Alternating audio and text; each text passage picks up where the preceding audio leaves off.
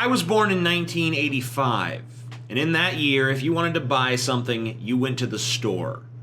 Now you have the option of ordering it online, and FedEx or UPS or the Postal Service will deliver it to your house. And already, this system that didn't even exist when I was a kid is becoming obsolete. It's well known that Amazon now envisions a fleet of drones making deliveries, cutting out delivery men completely.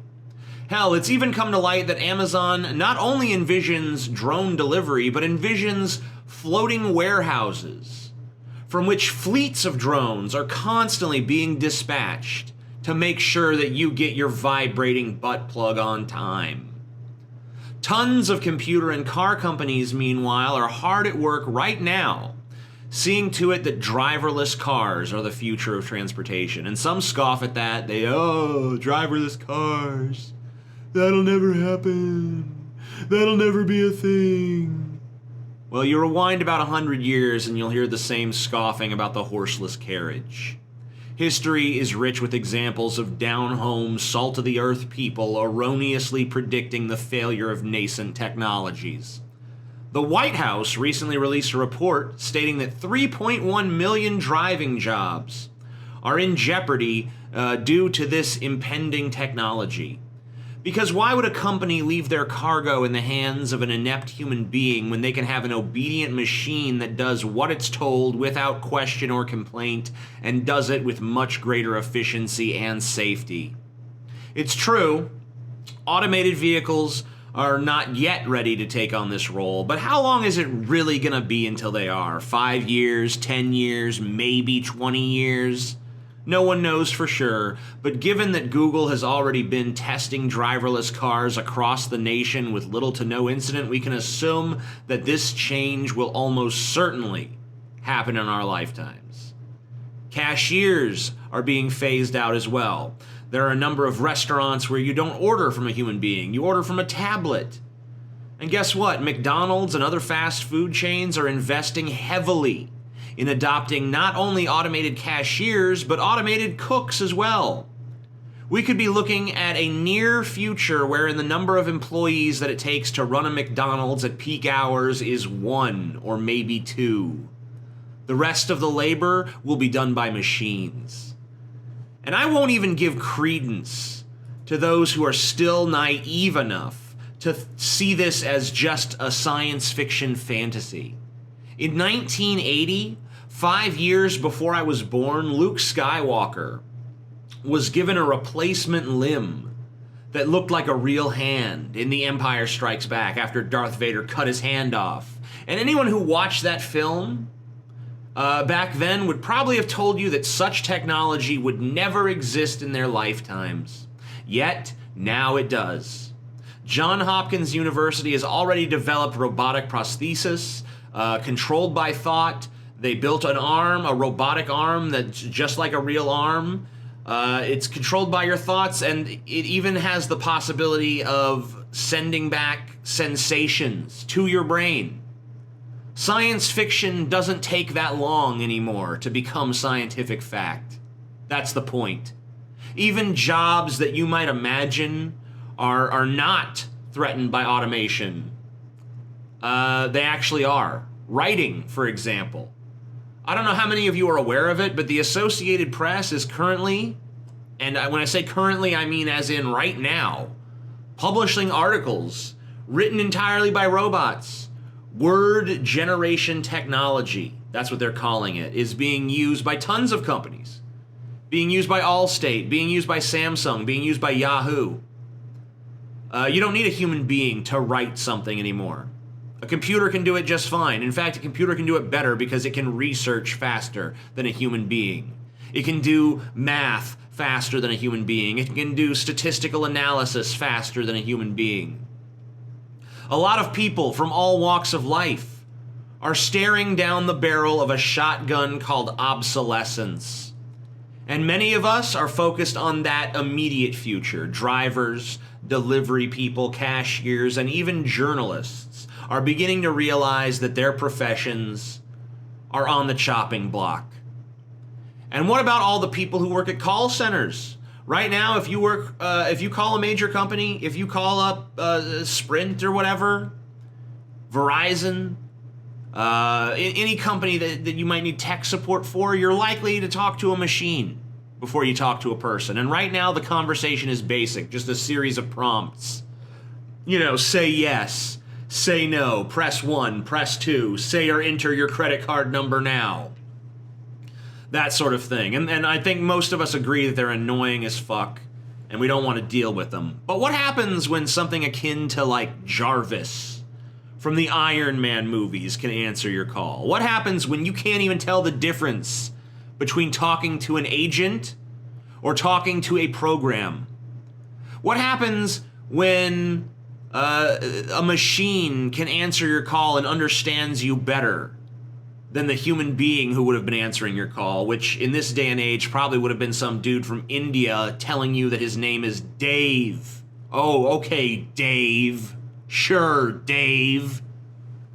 Not really that tall of an order to replace Dave, is it? Then it's goodbye talking to a human being when you have a tech support issue, but do you really give a shit? The thing is, do you really miss it? If your delivery comes faster, are you really going to care that a human being lost his or her job? If the fries are hot and the burger tastes good, are you going to care that you didn't have to interact with a single human being at any point to attain it? In my case, I can tell you that I won't miss it at all.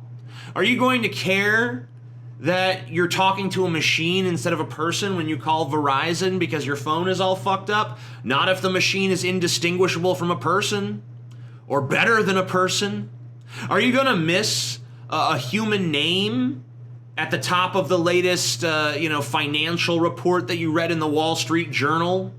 Yeah, because that's my audience, reading the Wall Street Journal. You get the point, though. Not if the article is insightful. Not if the information is useful. You're not going to give a shit if it was written by, Betty Ann Ross or XKG19. You don't give a fuck. Maybe you do. Maybe I'm wrong. But while I'm interested in the short-term ramifications of automation, I'm also very interested in the long-term ramifications of this trend if it continues unabated. And I see no reason why it wouldn't. Though I will caution you that if you think this video up until this point has been too much of like a sci-fi fantasy jack-off session on my part, then you're really, really not going to like where I'm going to go with it now. Because, I'll be honest with you, I see a future, probably a distant one, but maybe not so distant as we think, where everything, and I mean everything, is automated. Where even the most talented artist cannot create something as beautiful as a computer. Where the brightest scientist looks like a drooling fucking retard simpleton in comparison to the AIs we will design. Where a machine that understands human psychology and can look at trends in things like comedy can make you laugh easier than the best comedian, or make you cry better than the most poignant director, because they just understand what works. They've analyzed Star Wars. They've analyzed all of these effective works of literature and entertainment from the past. And they know how to replicate it. Not only do they know how to replicate it, they know how to do it better than we do. Because they have that discipline. What do you do when there is literally nothing that we human beings can do better than machines other than fart and pick our fucking noses? What do we do when everything around us, from entertainment to engineering to construction to you fucking name it, is done by machines and done much better than we ever could? Now, in some sense, that's a utopia. This is a world where the concept of a job is foreign, where the whole of society functions without our active participation, and we can indulge completely in whatever interests we choose. Imagine being able, for instance, just one example, go to a computer, have it scan your brain, maybe ask you a few questions to clarify what it finds there, and then quickly It generates a movie or a game or some other form of immersive entertainment experience that is custom suited to you, to your taste, to your sensibilities. You ever been looking through Netflix and wondered, God, I just don't want to watch any of this shit? Why isn't there something like, some ineffable thing, some ineffable desire in you to see something new? What if a computer could just scan your brain and realize exactly what's missing? Oh, we know what he wants. He wants a fucking romantic comedy between a panda and a fucking garden rake. That's what's going to be the most satisfying. And it creates something that scratches itches in you that you never even knew you fucking had. And speaking of scratching itches, we're really just scratching the surface here of the future that I envision. But I think that gives you an inkling of the kind of world I'm talking about. I kind of wonder, though, what such a state of affairs would do to the all-important human ego. What sense of pride can we take in a world where everything we have is given to us by machines? Would anyone want to, for example, create a painting if they knew that no matter how skilled they became, there's going to be programs out there that can instantaneously create visions far more complex, with infinitely more skill, and even more moving? What I'm really asking is, what does the human race do if and when we reach a point where everything that we take pride in as human beings is something that we are no longer the masters of, that we are no longer the best at? Now, as a disclaimer, predicting the future is a path fraught with peril, of course, and maybe none of this will come to any sort of fruition. Maybe people draw the line with automation and decide not to pursue it beyond a certain point.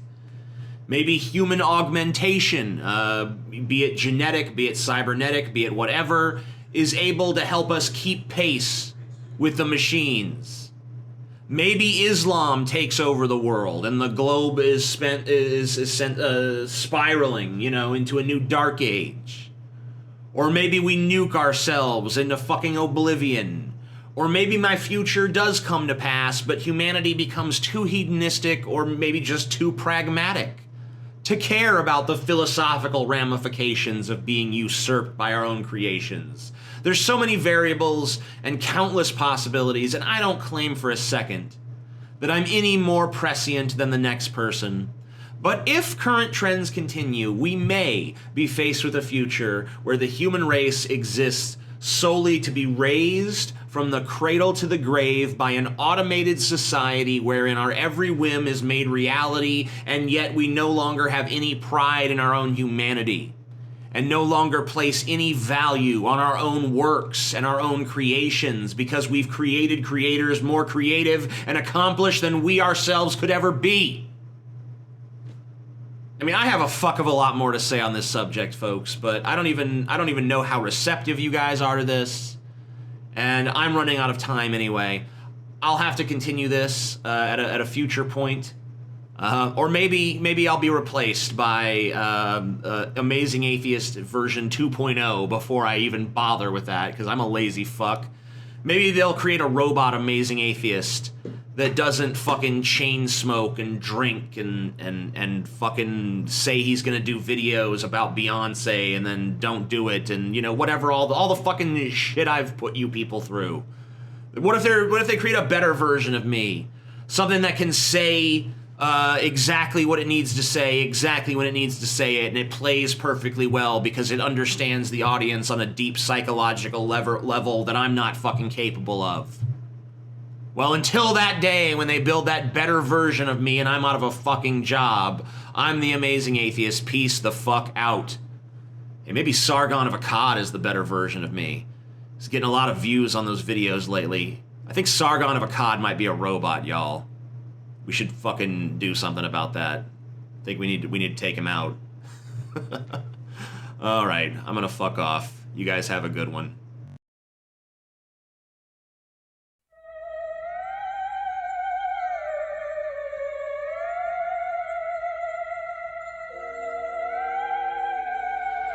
Do you know exactly what your family would do if an attack came? Say at 10 o'clock tomorrow morning.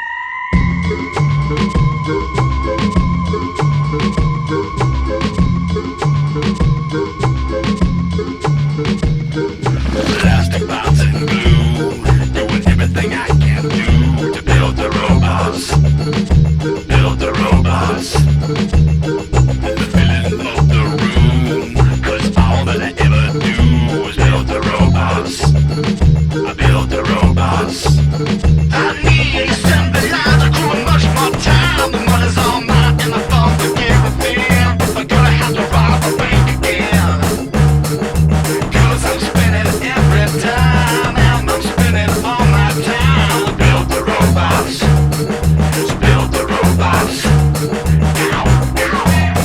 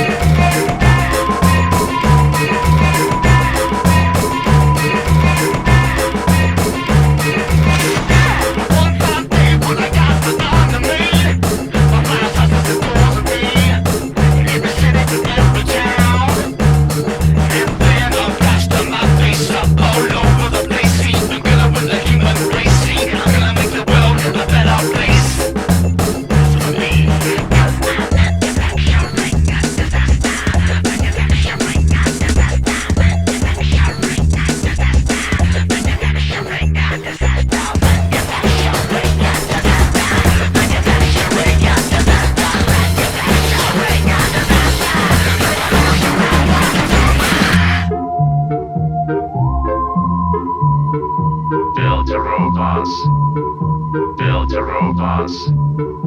Build the robots. Build the robots. Build the robots. Build the robots.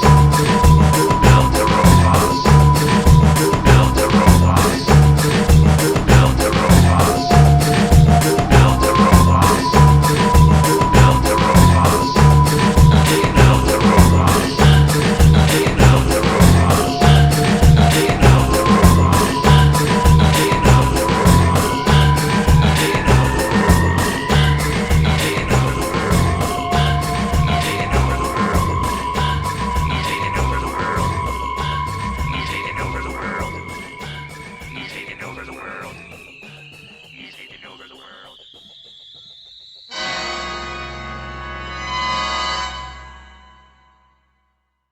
Into the fray.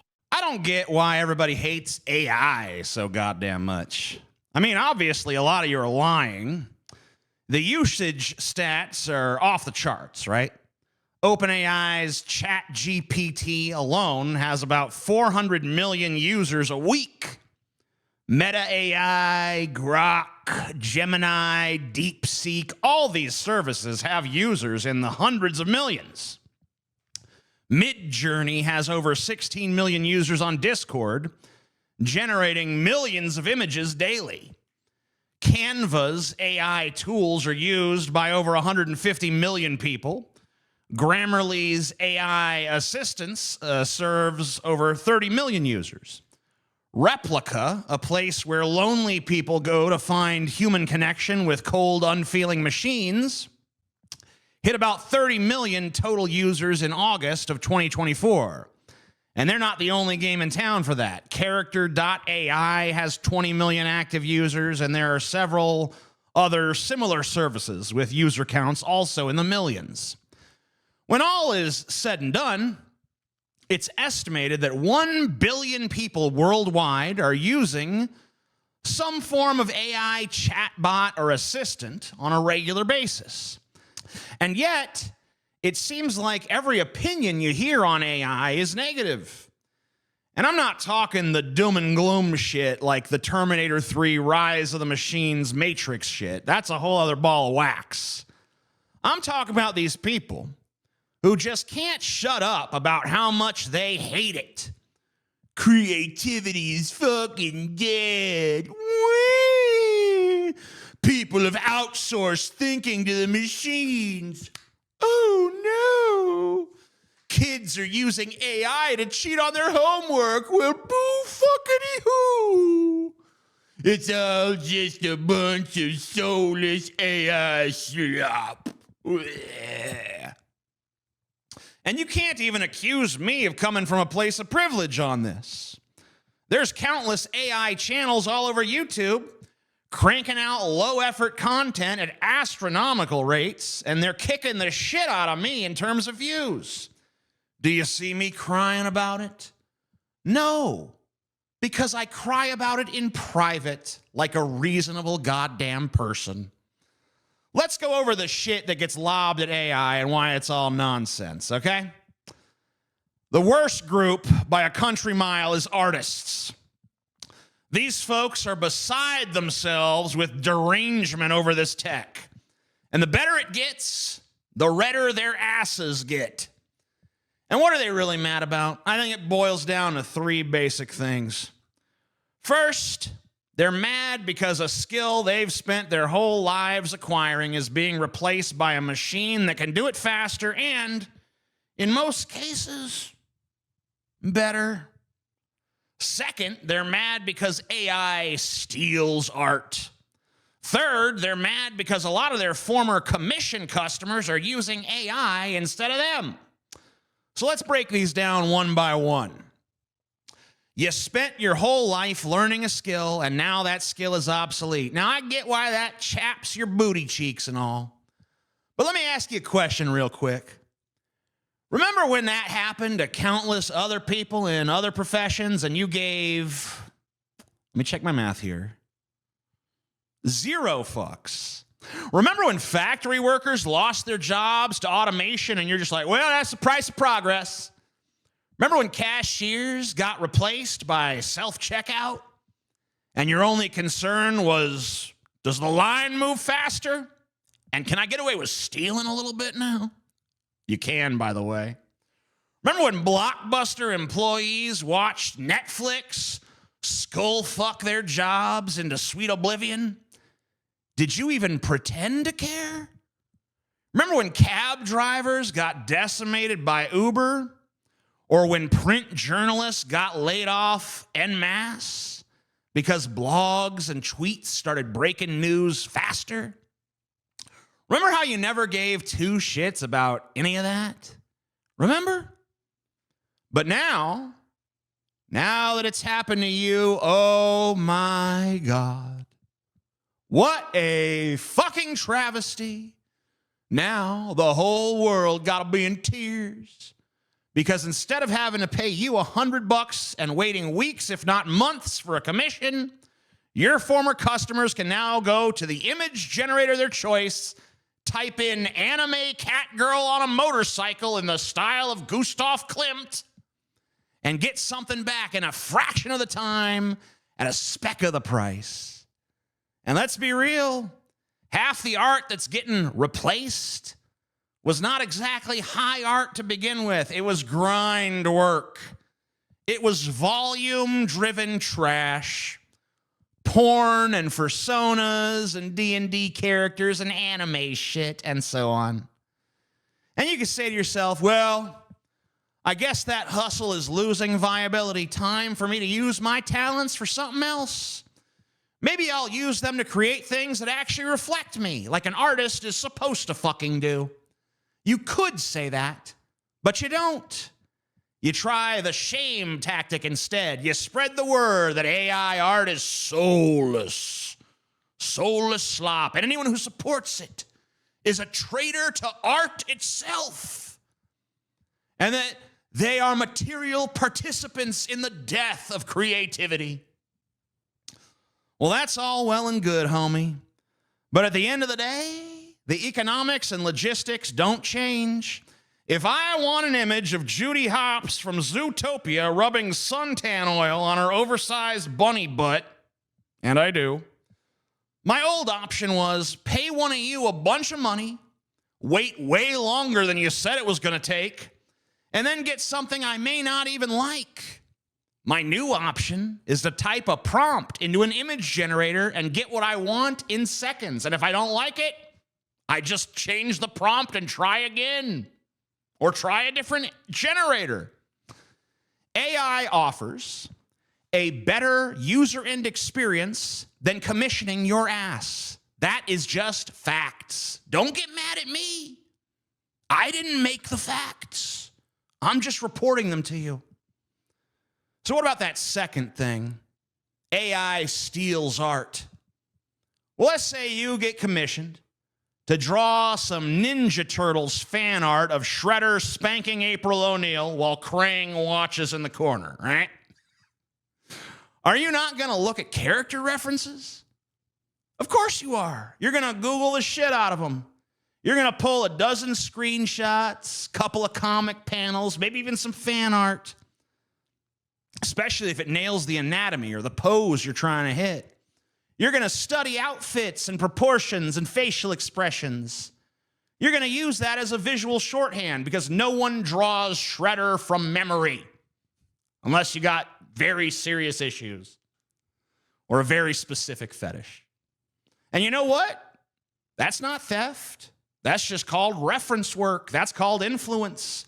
That's called how artists have always worked. You think Renaissance painters weren't copying each other's poses? You think manga artists aren't tracing hands from photo packs? You think your ass invented the concept of the three-quarter view? The only difference between you and the machine is scale. What you do with a Pinterest board, the AI does with an incomprehensibly massive pile of data. But you're both doing the same thing, remixing, reinterpreting, building off what came before. But it didn't ask permission. Okay, neither did you when you downloaded that DeviantArt sketch to study how they did the muscle tension in the forearms. Neither did you when you mimicked the shading style of that one anime you like. Neither did you when your portfolio quietly evolved to look more like the artists who were getting hired more than you were. So let's not pretend we're dealing with some moral chasm here.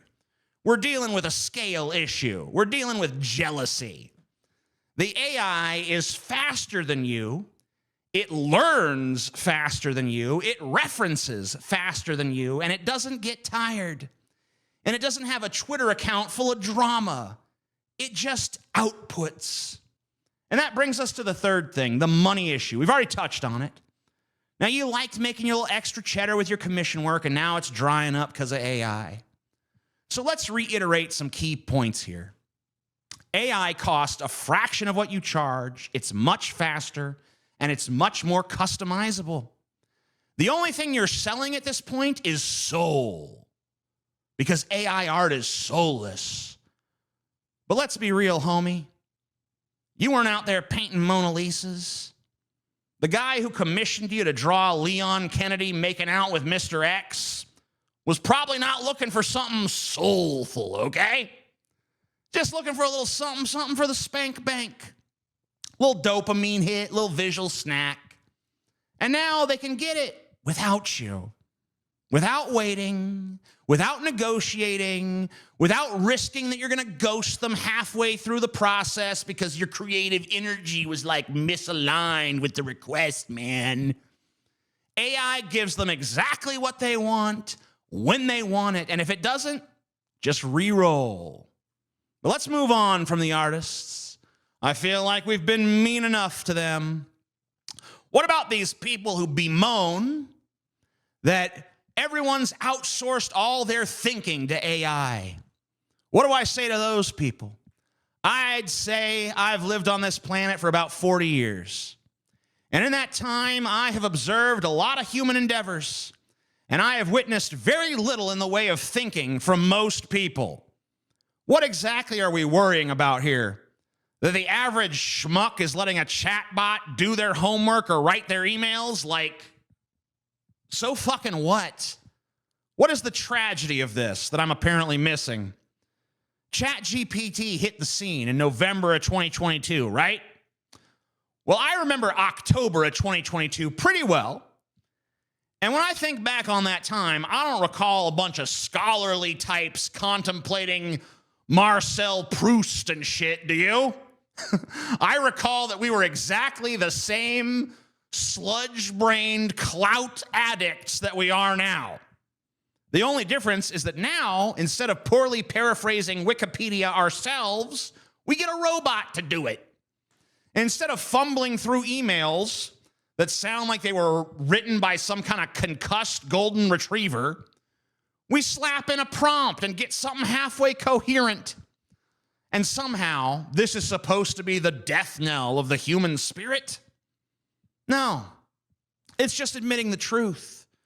Most thinking in this world is functional, not philosophical. It's not insightful. It's not brilliance. It's chores. It's clerical labor. It's a bunch of stupid, dehumanizing bullshit, and good fucking riddance to it. The really ironic thing is, and we don't really have a ton of data on this yet, but there's a pretty good chance AI is actually making us smarter. First of all, AI has massively lowered the barrier to entry for learning. You don't have to sit and absorb a bunch of dry textbooks and chase down obscure information anymore. You just ask a question and you get a pretty decent answer instantly. You want to learn Python? You want to understand postmodernism? You want to know how black holes work? You want to know how to bake a loaf of sourdough bread? You want to know why your crush won't text you back? You can get that info right now for free in conversational English without being condescended to or gatekept by some crusty academic bullshit or some YouTube dude bro of dubious experience with a 10-minute intro about some shitty mobile game they're being paid to shill. Second of all, AI chatbots are writing at a much better level than most people. So when you ask them a question, instead of getting some vapid horse shit from a moron who refuses to fucking punctuate or thinks that capitalization is like a government conspiracy, instead you actually get something clean and clear and comprehensible. And here's the kicker. When people see good writing over and over, or at least competent writing, they start to mimic it. Not consciously, maybe, but through exposure. And the last thing I want to address is this idea that AI kills creativity. First of all, before you blame AI for the death of creativity, let me ask you a serious fucking question. Have you ever seen a Hollywood movie? Have you ever heard of a book written by a human being called Save the Cat? This is a book that details the exact same formula that nearly every mainstream film follows beat for beat with robotic predictability. If AI is killing creativity, I gotta say it's got some pretty stiff competition from the human side of things. You wanna talk about soulless slop? Let's be honest here. Creativity has been dying a slow, corporatized death for decades. Hollywood has been stuck in a loop of sequels and reboots and cinematic universes. IP fucking strip mining. The music industry is ruled by algorithm-friendly hooks and TikTok virality. Publishing houses crank out ghost-written celebrity books and cash grab tie-ins. TV shows are test grouped and to hell and back. And AI didn't do any of that shit. Humans did. And let me ask you this. How the fuck does giving people access to machines that can do almost anything they can imagine lessen their creativity exactly?